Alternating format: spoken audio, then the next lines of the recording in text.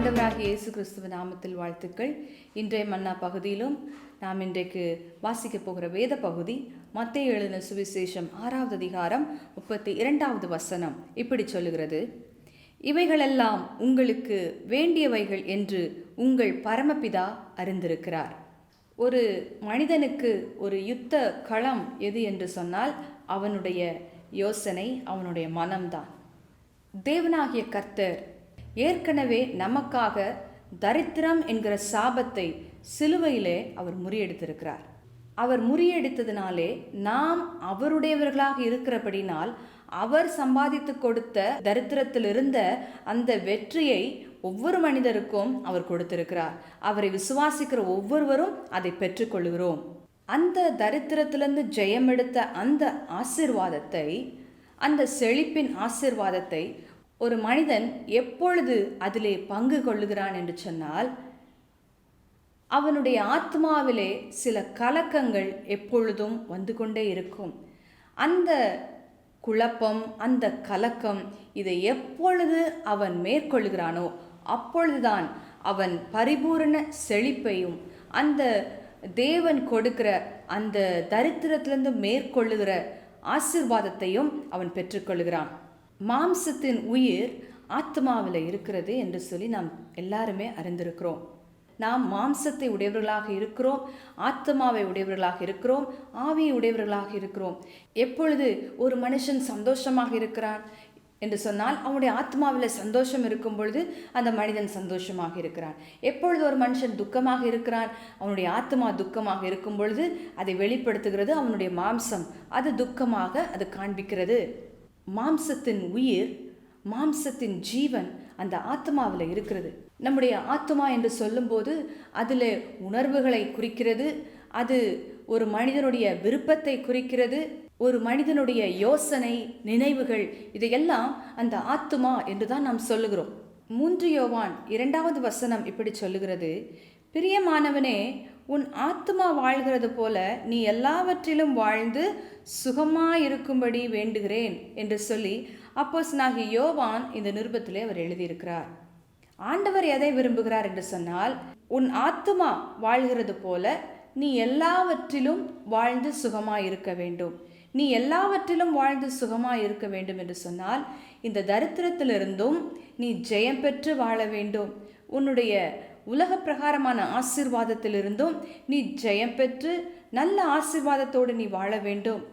இதை எல்லாவற்றையும் நான் உனக்கு சிலுவையிலே சம்பாதித்து கொடுத்திருக்கிறேன் என்று தேவன் சொல்லும் பொழுது அதையே நாம் பெற்று நம்முடைய வாழ்க்கையிலே அனுபவித்து வாழ வேண்டும்.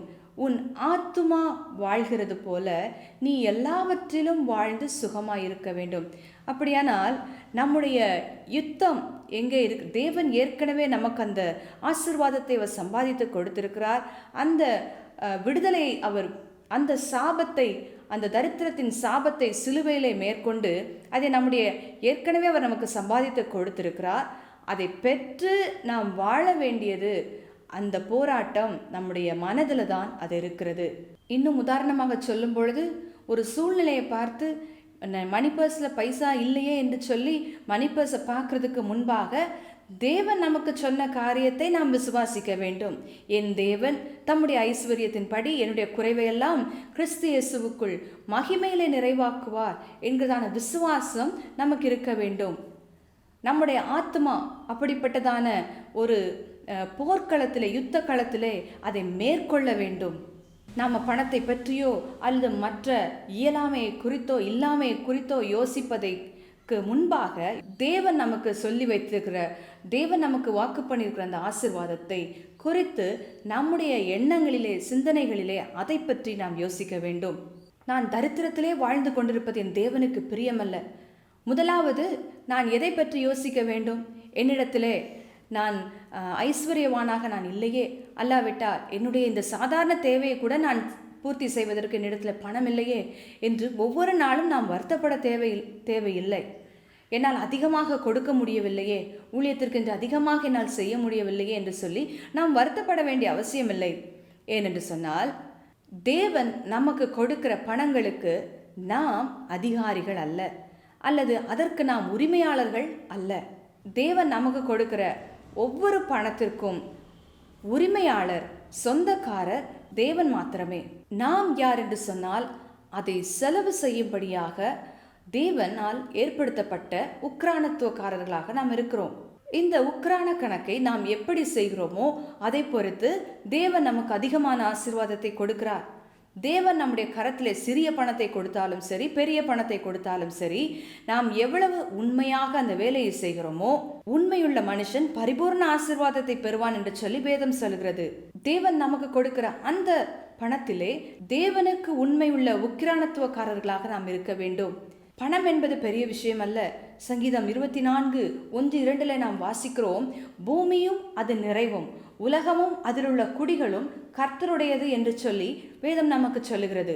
இந்த பூமியில் இருக்கிற எதற்கும் நாம் சொந்தக்காரர்கள் அல்ல, தேவன்தான் அதற்கு சொந்தக்காரர், அதற்கு அதிகாரியும் தேவன்தான். அதை உண்மையுள்ள விதத்திலே கையாளும்படியாய் ஏற்படுத்தப்பட்டிருக்கிற உக்ரானத்துவக்காரர்கள் தான் நாம். ஒரு மனிதன் உண்மையுள்ள உக்ரானத்துவக்காரனாய் இருக்கும்போது தேவன் அவனுக்கு அதிகமான ஆசீர்வாதத்தை கொடுக்கிறார். அதிகமான பணங்களை கொடுத்து அவன் எப்படி உண்மையாய் அதை அவன் கையாளுகிறான் என்பதை அவர் பார்த்து அவனை ஆசீர்வதிக்கிறார். யாக்கோபு 4:3 இப்படி வாசிக்கிறோம், நீங்கள் விண்ணப்பம் பண்ணியும் உங்கள் இச்சைகளை நிறைவேற்றும்படி செலவழிக்க வேண்டும் என்று தகாத விதமாய் விண்ணப்பம் பண்ணுகிறபடியினால் பெற்றுக்கொள்ளாமல் இருக்கிறீர்கள். கேட்கிறோம், ஆனால் நம்முடைய சொந்த ஆசையை நிறைவேற்றும்படியாக தேவனிடத்திலிருந்து பெற்றுக்கொண்டு அதை செலவு செய்கிறோம். அப்படி செய்யும் பொழுதுதான் நாம் பெற்றுக்கொள்ளாமல் இருக்கிறோம். அங்கே தேவனிடத்திலிருந்து பெற்றுக்கொண்ட பிறகு ஒரு பேராசை, ஒரு உலக பார்வை அது வந்து விடுகிறது. ஆகவேதான் தேவன் அந்த மேலான ஆசீர்வாதத்தை நமக்கு கொடுப்பதில்லை. எப்பொழுதுமே நம்முடைய எண்ணம், இந்த பொருளாதாரத்தையோ அது பணத்தையோ நான் பெற்றுக்கொள்ளும் பொழுது இதற்கு நான் அதிகாரி அல்ல, இதற்கு உரிமையாளர் சொந்தக்காரர் தேவன் ஒருவரே என்று சொல்லி நாம் யோசிக்க வேண்டும். மத்தேயு 6:24 இப்படி சொல்லுகிறது, 2 எஜமான்களுக்கு ஊழியம் செய்ய ஒருவனாலும் கூடாது. ஒருவனை பகைத்து மற்றவனை சிநேகிப்பான், அல்லது ஒருவனை பற்றி கொண்டு மற்றவனை அசட்டை பண்ணுவான். இது உண்மையான காரியம். நாம் பணத்தை நேசிப்போம் என்று சொன்னால் தேவன் விரும்புகிற காரியத்தை நம்மால் செய்ய முடியாது. நாம் தேவனை நேசிப்போம் என்று சொன்னால் அந்த பணத்தை தேவன் விரும்புகிற பிரகாரமாக நாம் செய்வோம். 1 தீமோத்தேயு 6:6-10 இப்படி சொல்லுகிறது, போதும் என்கிற மனதுடனே கூடிய தேவ பக்தியே மிகுந்த ஆதாயம்.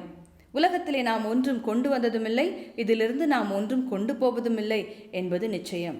உண்ணவும் உடுக்கவும் நமக்கு உண்டாயிருந்தால் அது போதும் என்றிருக்க கடவோம். ஐஸ்வர்யவான்களாக விரும்புகிறவர்கள் சோதனையிலும் கண்ணியிலும் மனுஷரை கேட்டிலும் அழிவிலும் அமிழ்த்துகிற மதிகேடும் சேதவுமான பலவித இச்சைகளிலும் விழுகிறார்கள். பண ஆசை எல்லா தீமைக்கும் வேறாயிருக்கிறது. சிலர் அதை இச்சித்து விசுவாசத்தை விட்டு வழுவி அநேக வேதனைகளாலே தங்களை உருவ குத்தி கொண்டிருக்கிறார்கள். இங்கே வாசிக்கும் பொழுது பணம்தான் எல்லா தீமைக்கும் வேறாயிருக்கிறது என்று சொல்லி வேதம் சொல்லவில்லை. பணத்தின் மீது உள்ள ஆசைதான் எல்லா தீமைக்கும் வேறாக இருக்கிறது. அப்படியானால் நம்முடைய வாழ்க்கையிலே நாம் எடுக்க வேண்டிய ஒரு முயற்சி என்னவென்று சொன்னால், இந்த பணத்தின் மேல் இருக்கிறதான ஆசையை நாம் விட்டுவிட வேண்டும். இந்த பணத்தை குறித்து தேவன் பார்க்கிற விதமாய் நாம் பார்க்க வேண்டும். தேவன் நம்முடைய ஆத்மாவிலே தரித்திரத்தை மேற்கொள்ள வேண்டும். தரித்திரத்திலிருந்து நாம் விடுதலை பெற்று வாழ வேண்டும். அதற்கு நம்முடைய ஆத்மா தேவன் கொடுத்திருக்கிற அந்த வார்த்தைகளை விசுவாசத்தோடு நாம் அறிக்கை செய்ய வேண்டும். ஆத்மாவிலே ஒரு தெளிவு உண்டாயிருக்க வேண்டும். தேவன் செழிப்பை குறித்தும் ஆசீர்வாதத்தை குறித்தும் தேவன் நம்மை குறித்திருக்கிற காரியத்தை ஆத்மாவிலே நாம் புரிந்து கொள்ள வேண்டும்.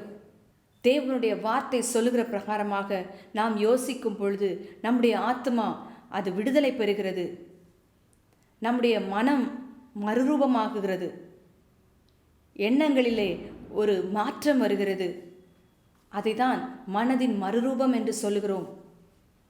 ஒரு மனிதனுக்கு செழிப்பு அவனுக்குள் இருந்து தான் ஆரம்பிக்கிறது.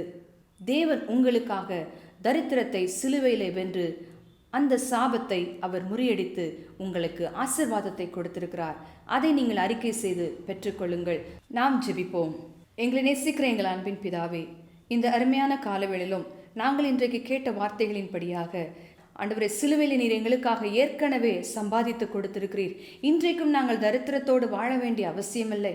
இன்றைக்கும் கடன் பிரச்சனைகளோடு, இன்றைக்கும் போராட்டங்களோடு, குடும்பங்களில் இது நிமித்தமாக சண்டைகளோடும், ஆண்டவரே, சமாதான குறைவுகளோடும் வாழ வேண்டிய அவசியமில்லை. தேவன் தந்திருக்கிற ஆசீர்வாதத்தை உம்முடைய வார்த்தை அறிக்கை செய்து ஒவ்வொருவரும் தங்களுடைய ஆத்மாவிலே விடுதலை பெற்றுக்கொள்ள, அது நிமித்தமாக தங்களுடைய வாழ்க்கையிலே அவர்கள் அந்த விடுதலை பெற்றுக்கொள்ள கர்த்தர் இன்றைக்கு ஒவ்வொருத்தருடைய கண்களையும் கர்த்தர் திறந்தருளும்படியாய் நாங்கள் ஜெபிக்கிறோம். உமக்கே சகல துதிகன மகிமை யாவும் ஏறெடுக்கிறோம். மீட்பரேசுவின் நாமத்தில் கேட்கிறேன், ஜீவனுள்ள நல்ல பிதாவே, ஆமேன். கர்த்தர் தாமே உங்களை ஆசீர்வதிப்பார்.